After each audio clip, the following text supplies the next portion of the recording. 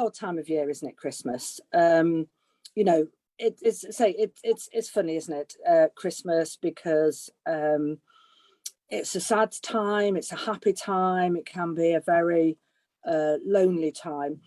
Grace, one of the things that we do, I know, is the community meal, as an example, from Head High, which I see that I founded. But the YMCA in general, what kind of things do you get up to at Christmas to try and counteract that, what can be a difficult time?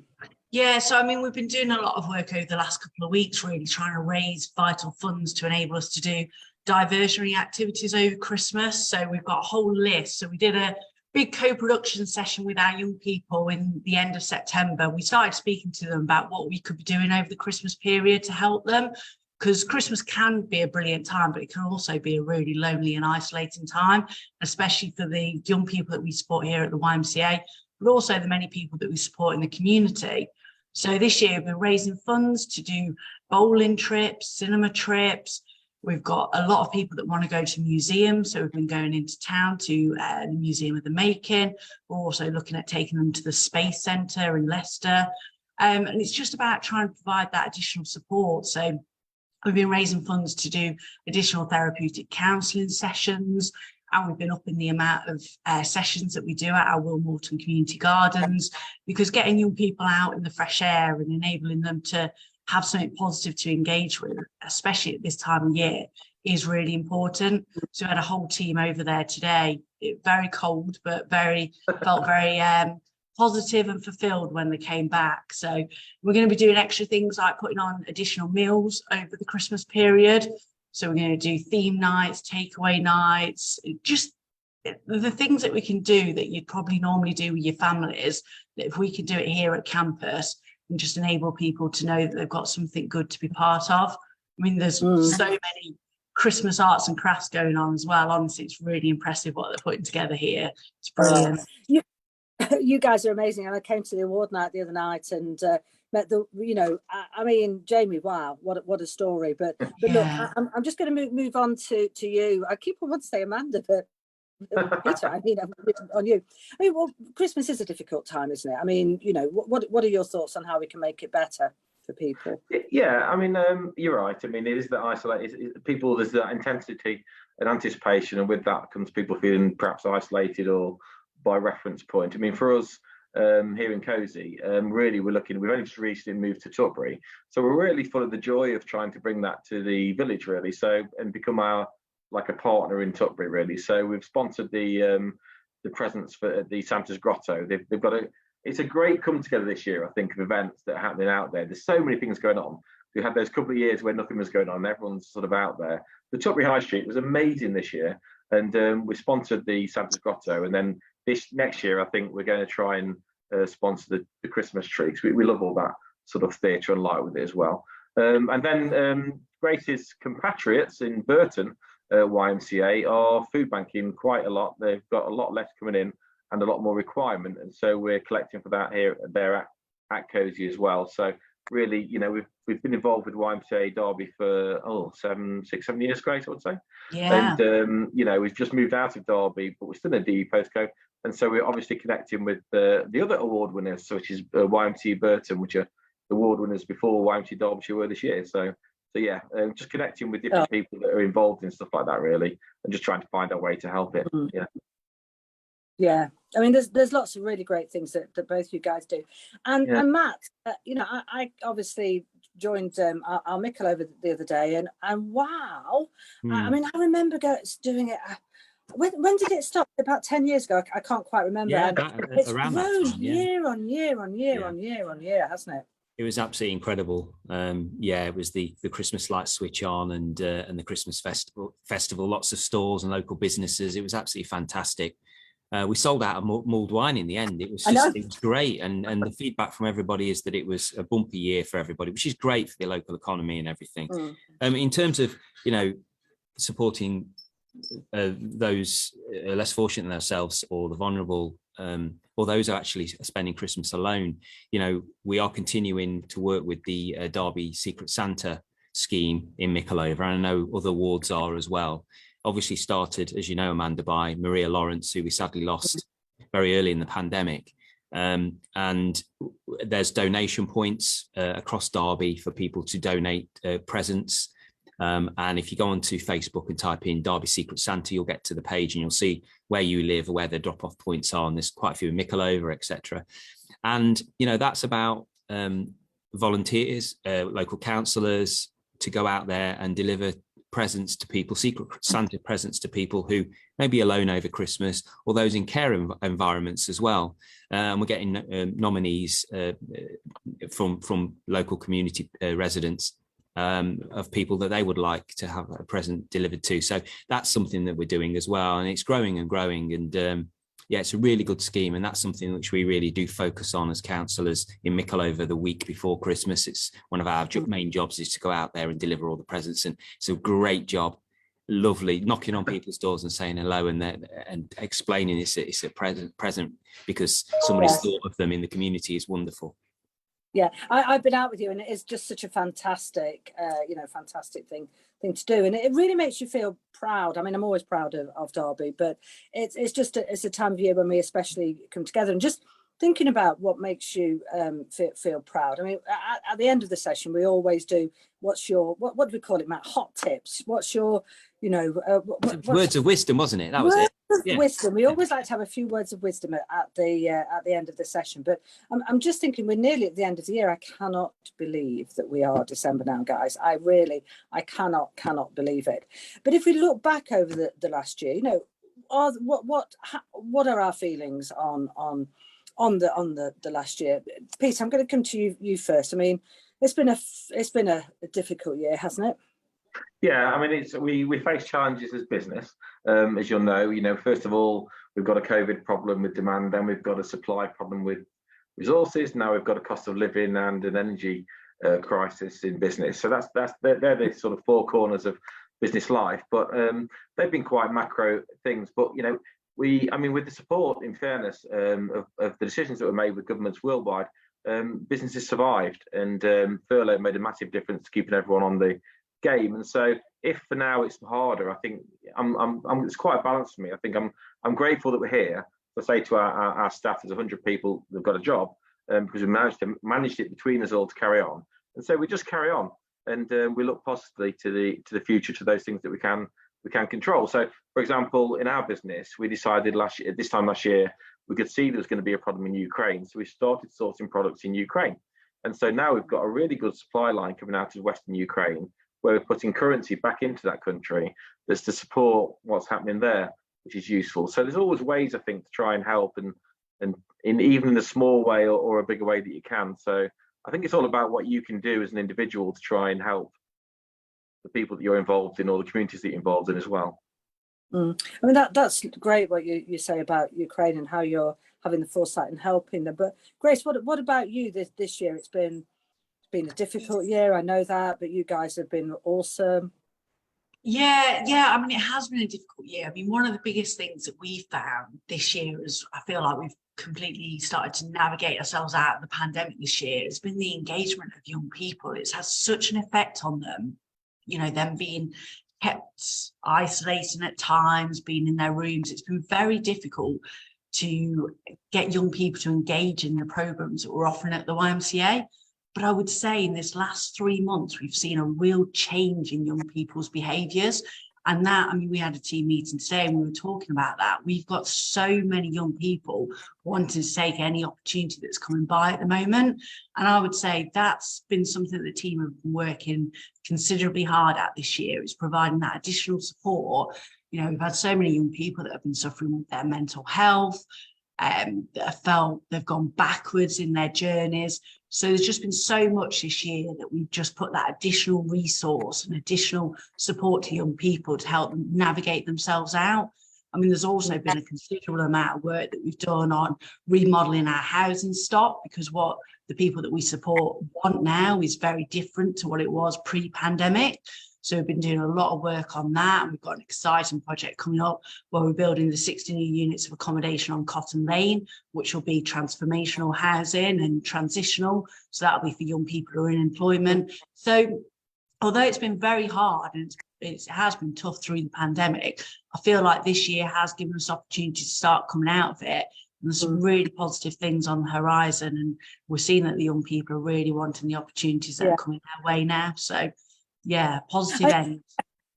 I always, what I always love about you guys, and I say, I mean, like I say, it's about lots and lots of organisations across the whole of Derby, is recognising a situation and then dealing with it and thinking positively how you're going to come out of it. But you mentioned about housing and different requirements since COVID. How did COVID mean that people want different housing? What have you found? So we had a lot more shared housing pre-COVID. So we had a lot of young people that would share a bathroom, share a kitchen. We found a lot of people now wanting their own self-contained accommodation.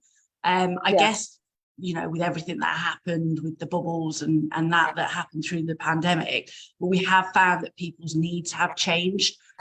So the portfolio has kind of expanded, that we still have the shared accommodation, because there are some people that still very much want that. But as time evolves, and what Cotton Lane will give us with these 60 new units of accommodation where people have their own ensuite, their own living area, it just gives people that additional opportunities that, you know, they can still access the communal space, but they also have their own environment, own space as well. Yeah, which is very important, isn't it? Really important. And Matt, what about yourself when you look back over this year? I would say Queen's Jubilee was an amazing celebration. There were so many wonderful events locally and across Derby, and obviously the Commonwealth, but then great sadness with the Queen's death. So I think for me, that those two things probably are the defining moments of the year, I would say, for us as a nation. I mean, not everybody is a royalist, you know, but certainly in the ward that I represent, you know, everyone was incredibly fond of the Queen, and that showed with the, you know, not just the celebration of her amazing time as our monarch, but you know, the book of condolences that we put in the local Tesco, we had to keep adding pages to it. You know, it was incredible. And now actually that's in the local library now for you know, whatever. And yeah, so I think that would be for me, those two. There's many other things, lots of positive things, lots of negative things that have happened, as always, in this crazy world of ours. But yeah, those, I think the Queen probably in 2022 for me is the defining sort of historic note.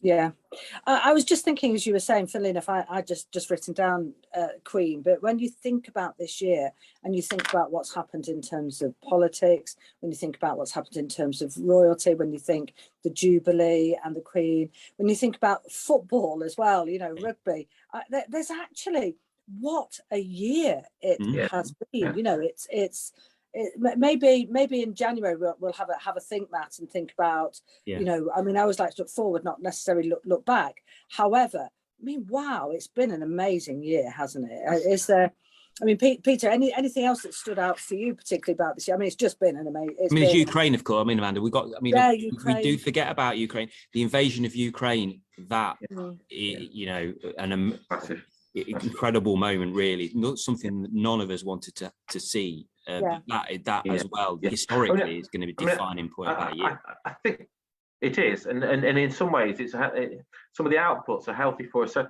if we're trying to get to net zero, which we are as businesses and as individuals and technology, actually some of those things are increasing the speed at which we're going to approach those.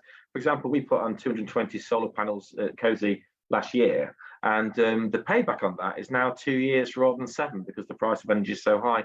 So all of a sudden there are drivers that will drive us towards net zero, which are actually very, very helpful, although they're unwelcome, if that makes sense. So there are some really positive parts of that, and it's the same with the crisis energy out of Russia, really. I think there are some parts of that if you see them as an opportunity to improve things, you can, and we feel that very much so. The other thing that we did, I think full employment, Amanda, is a really good thing, because I think people are scratching around trying to find people to employ them.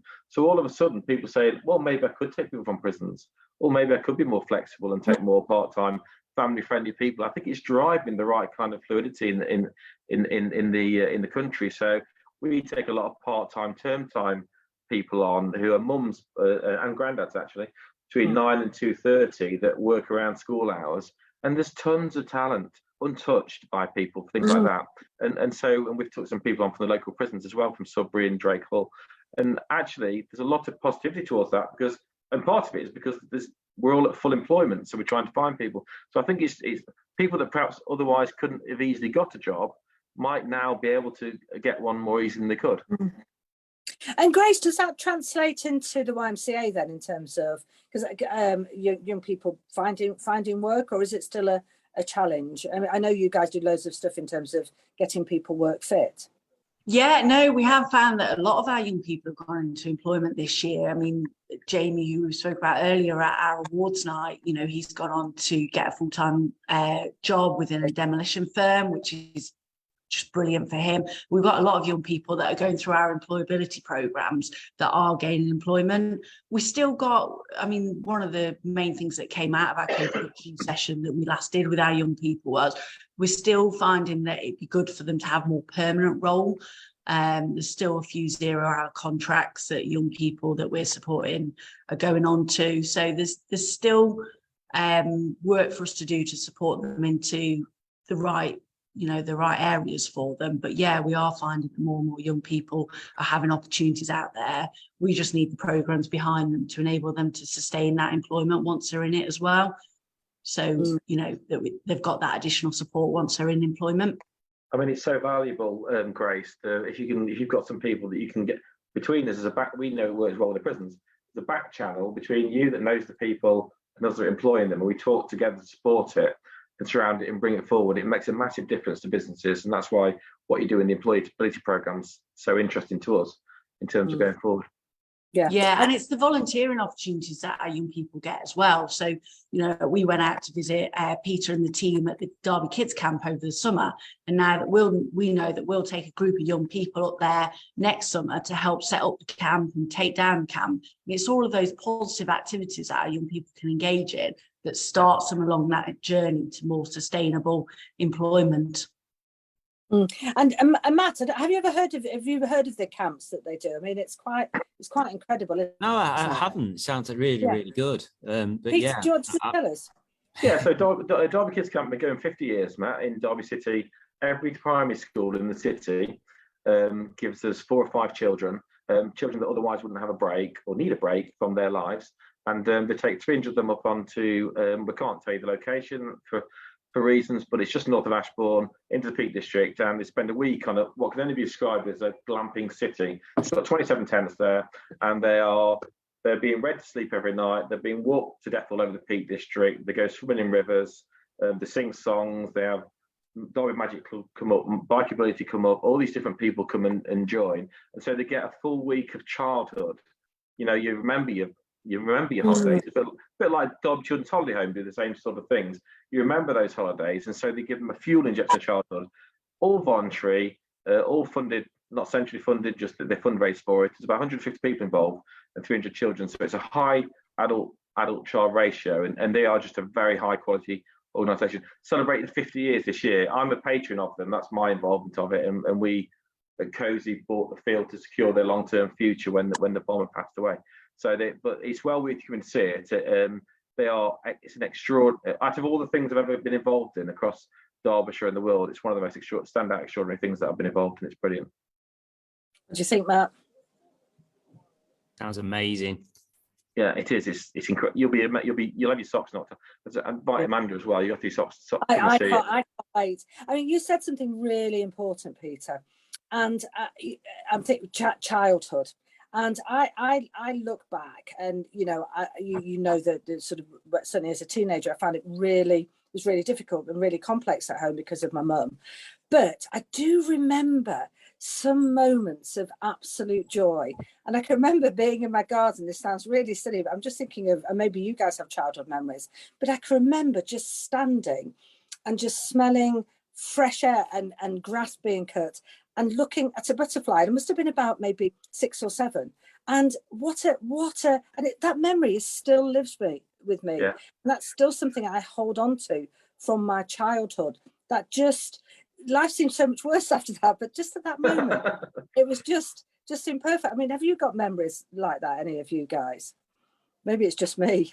No, I mean, things bigger than you in nature are the things that reach you, because it's a bigger biorhythm than your world, and you've got an independent connection. And nature makes such a big difference to children being outdoors, and that's why we back the kids camp so much, really. I mean, it's part of what Cosy do anyway, but it's definitely something. I mean, I just, you remember the school trips you went on, you remember the holidays you went on, you remember the times of difference with adults that were interested in you, and it's all those things, isn't it, that carry you along, that you hold on to. So some of the people that came back to kids camp have come back and said, you know, this week saved me. It made me realise I could have a normal life. Not that lots of people aren't having normal lives involved in it, but there are individial things like that you think, wow, that's, you know, why not? This is brilliant. Yeah. Wow, it is. Wow, absolutely wow. Yeah. And Grace, you must see that as well. You're giving. Yeah. I mean, my childhood memories, you know, I loved our trips out, and I loved our sport, and that's one thing that we're trying to do here at the YMCA as well, the sport. So we just started our weekly football sessions up again. We've got boxercise lessons, jiu-jitsu, and you know, for me, it's an opportunity to, you know, improve your well-being, and you know, build teams and friends. And you know, that was something, a big childhood memory of mine, was playing sport and the joy and the enjoyment that brings. So yeah, we do that, and then the trips out. So every Tuesday now we're going on a trip out. Every Tuesday the minibus goes out and goes somewhere, and it's brilliant to start seeing that we can offer those opportunities. Well, Grace, you've got this magic space in Derby now, haven't you? They're developing, so you've got a proper magic space on your doorstep, haven't you? In the area that you're growing. I mean, that's going to be really something special. Yeah, with the Wilmorton Community Gardens, it's wonderful what we're doing down there. We had everybody over from the allotments for a dinner last Wednesday, where we cooked a cottage pie, and we brought everybody together, and we were just chatting about what the future looks like for the Wilmorton Community Garden. It's just brilliant to see the diversity that we've got going on over there, and the opportunities that are upcoming. So yeah, it's a really exciting time. Really, really good. And you talked about the Space Centre. And I was like a brownie leader for 20 years, and we went for a sleepover at the Space Centre. Wow. No sleeping took place at all. Don't let anybody fool you. Between the ages of 7 and 10, kids are going to sleep at the Space Centre. That just didn't happen. But but memories, you know, go as you say. That's what it's.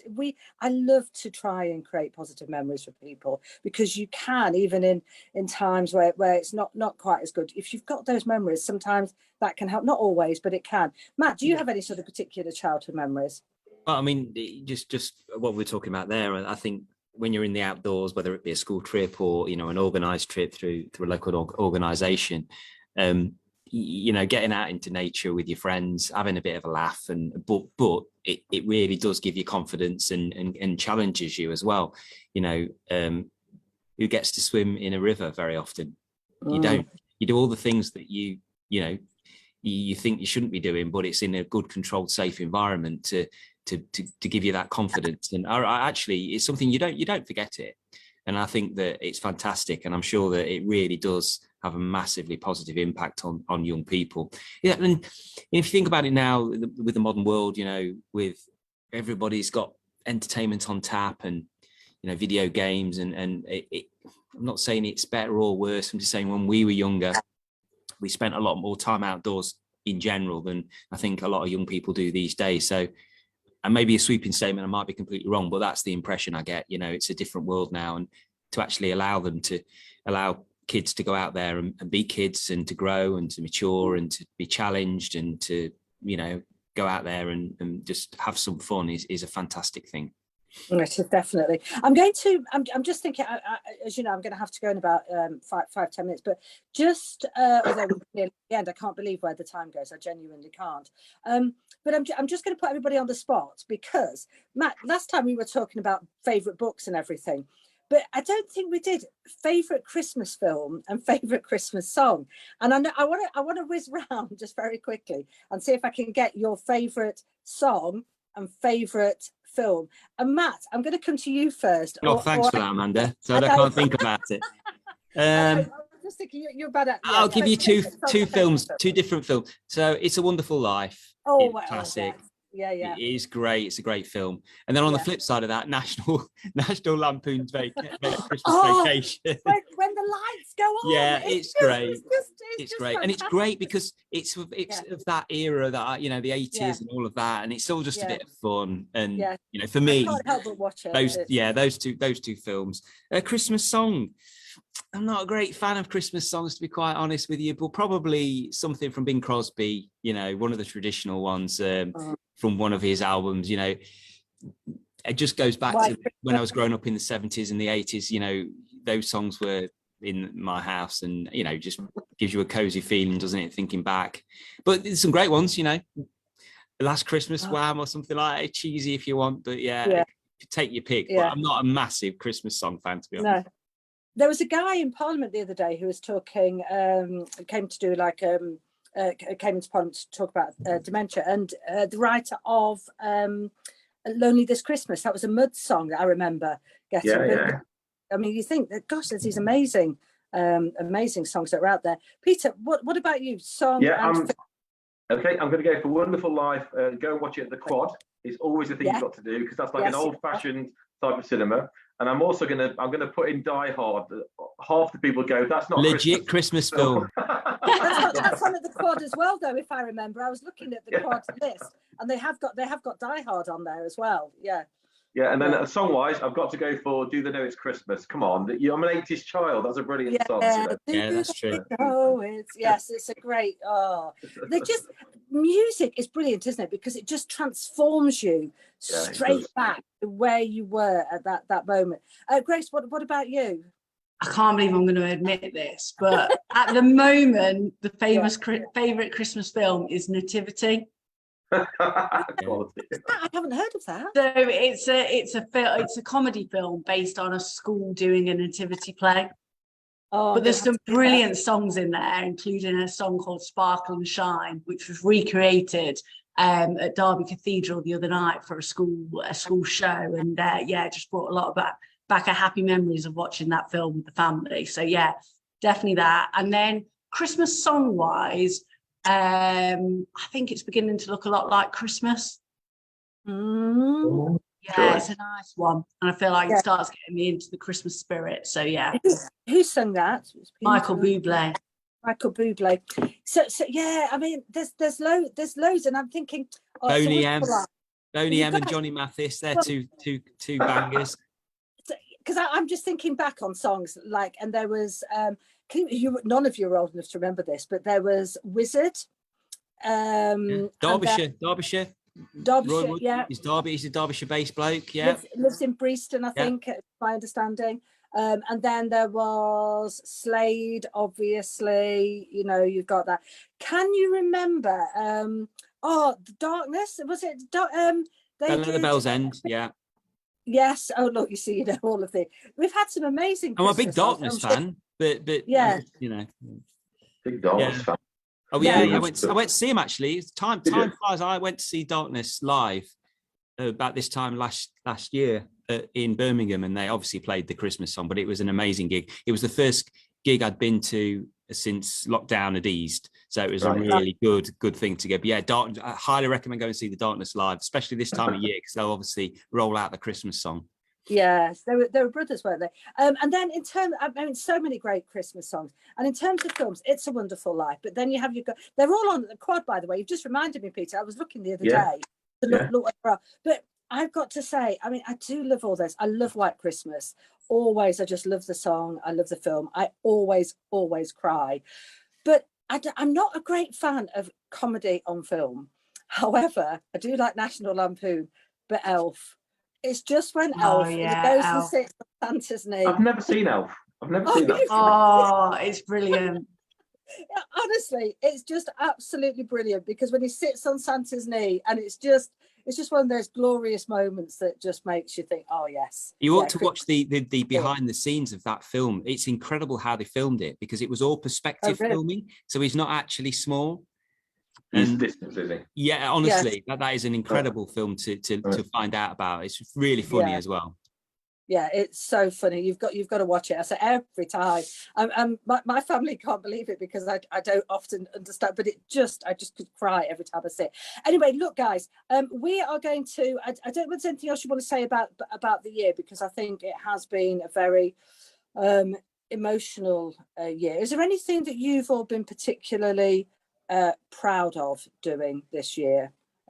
Before we come on to some words of wisdom, but I mean, there's lots. Peter, I'm going to come to you first because I guess you could say anything. Yeah, really. yeah. So, well, I would have to say that I enjoyed going to Grace's Ceilidh at Museum of Making as a good highlight. Yeah. But I mean, I think particularly my most favourite moment, I'll always remember all my life, is I'm meeting King Charles when it was Prince Charles for the Queen's Award at Buckingham Palace, and actually having a chat with both Princess Anne and Prince Charles. That was something out of this world for a Derby guy. So yeah, really, really special. Wow. Yeah, totally over the moon about that. And all credit to you, the Queen's Award. I mean, just quickly, what is the Queen's Award? It's such a great thing to get. Yeah, so Cosy was one of 20 companies that won it for sustainability for our environmental work, and also all the investment that we do locally with all the different charitable partners such as the YMCA and other people. So we were proud to put it forward, and we're delighted, absolutely delighted to win it, particularly in meaningful being the last Queen's Award, of course, before we turned to the King's Award. So yeah, it was really quite a surreal thing, really. To go, I mean, you'll know, won't you, Amanda? You'll come across these situations, but you know, to go to the palace and to meet people that you've only seen remotely and actually have a chat with them about stuff is, it was really, a real honour in every way. Yeah. Fantastic, and all credit to you. You cannot underestimate how difficult that is to get to. So all credit to you. Grace, what about yourself? Something you really look back on and proud of?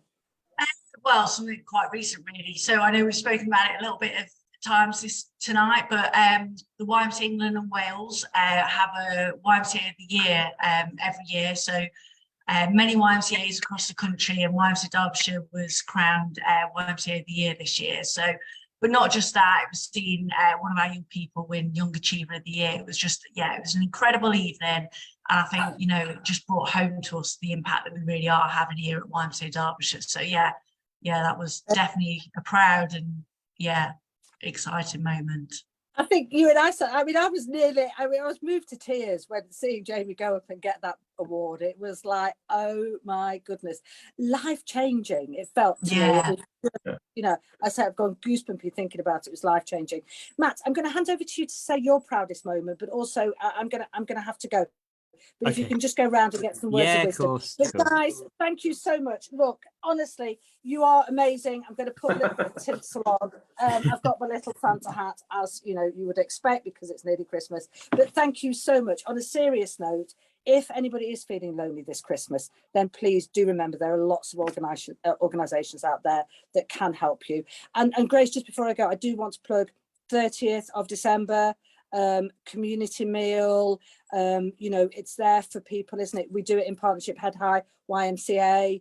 Come along, it's free, isn't it? Yeah, 12 o'clock, London Road, so 770 London Road on the 30th of December. Free community meal open to everybody, and we'll also have some board games and some Christmas selection boxes. So please do come along. Anybody's welcome, and we'd love to see as many people there as possible. Thanks so much a lot, guys. I'll leave it in your capable hands. Thank you. Okay. See you later, Amanda. Nice to see you, Amanda. Bye. Well, I'll have a little bit of fun with it. I've obviously been very proud to work with our Mickleover and the volunteers in Mickleover for our Christmas lights this year. There's been many things we've done, but that's one thing I'm really proud of. And actually, I finally got to work with Chesney Hawkes this year, which is a personal bucket list. So that's something which was really good for me as well. It was a thrill, and it's a long story, but anyway, it was great. So just a bit of fun there. Well, time has flown. Amanda's left, but it's nearly time for us to go to. So the last thing that we normally do with the Derby North Q&As is just have some words of wisdom, wise words, whichever way you want to say it. And I'll start to set the theme, really. And I always say something along these lines is just try and be kind to everybody, especially at this time of year. Think of others. And maybe if you've got a neighbour or someone that maybe feeling a bit down or be as lonely, during the festive period, maybe go and see them, say hello, maybe take them a little present or something like that, and just take an interest and have a chat to them, whether it's be a neighbour or a friend. Think of somebody and try and reach out. I think that would be my words of wisdom. How about you, Grace? My words of wisdom would probably be similar to what Amanda's just said there in passing, that know that there's always somebody out there that should be willing to help. So the YMCA are here. You know, we do have our community meals. So for anybody feeling lonely or isolated, please do come across. And also getting active and getting moving. We know the benefits of being outside and improving your well-being.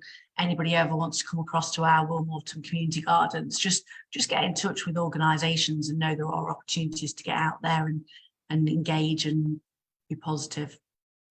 Wonderful. Peter? I'd like to say Merry Christmas to everyone. Now we can officially say this, can't we, as one of these? So I want to say the very best to everyone during this season. Try to enjoy the fact that you're off work for a few days and really look forward to that, regardless of what's going on. And really, it's just a chance. Derby's a human scale city with a lot of different things going on. There's so many free things of entertainment going on in Derby at the moment. It's fantastic. So I just encourage people to get out there and reconnect and get in with people. It's a great year this year. We're not sitting there with the shadow of COVID over us like we were last Christmas. And I think we just got to get out and enjoy ourselves and really make the most of it. So it's greetings of the season from me. Here. So, and with that, I'm going to draw to a close. Thank you very much, Peter. Thank you, Grace. You've been wonderful participants in this conversation. And hopefully you'll both be back at some point in the future. But with that, goodbye and Merry Christmas. Yeah, thank you very much. Merry Christmas. Bye. Bye-bye. Bye.